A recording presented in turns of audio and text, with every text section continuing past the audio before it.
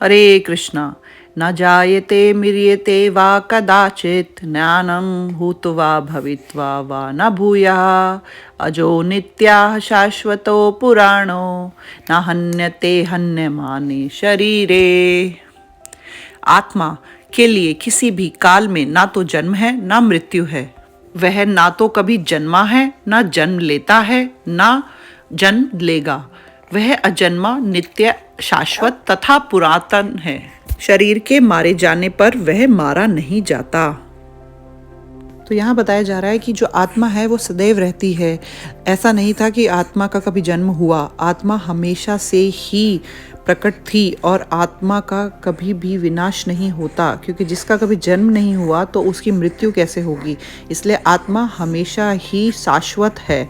जैसे कि भगवान हमेशा थे, हैं और रहेंगे, उसी तरह से आत्मा भी शाश्वत है, इटर्नल है। अब आप ये सोचेंगे, कुछ लोग कहते हैं कि आत्मा तो है ही नहीं, शरीर में आत्मा है, ये हम कैसे मान। शरीर का अस्तित्व आत्मा की वजह से है, ये मानने में बहुत से लोग शंका करते हैं। तो अब आत्मा का अस्तित्व कैसे पता चलेगा। जैसे हवा होती है लेकिन दिखती नहीं है, लेकिन हम हवा को फील कर सकते हैं। उसी तरह से जब बारिश के दिनों में बहुत धुंध हो जाती है तो हम सूर्य को देख नहीं पाते। इसका मतलब ये नहीं है कि सूर्य मौजूद नहीं है, सूर्य मौजूद है, लेकिन फॉग की वजह से, धुंध की वजह से हम उसको देख नहीं पाते।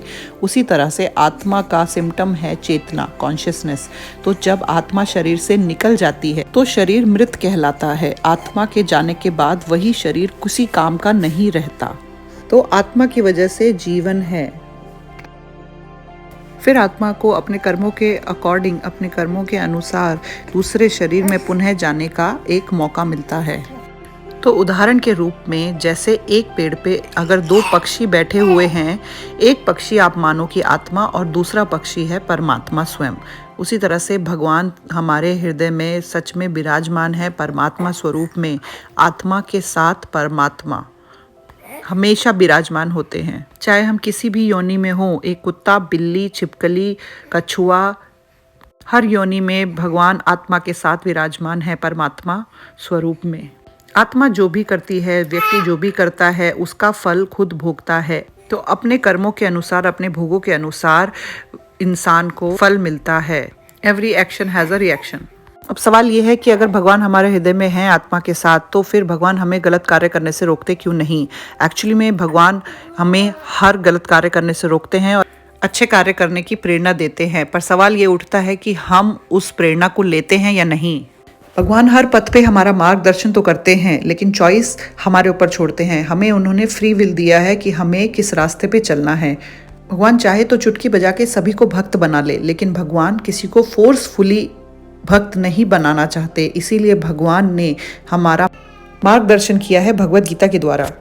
तो हमारी इच्छा, डिज़ायर, सब कुछ उसी वजह से होता है। वही कारण है हमारे पतन का या हमारी विजय का। जो इच्छा हम करते हैं वो हमारी नॉलेज, हमारे ज्ञान, हमारी समझ के अकॉर्डिंग करते हैं।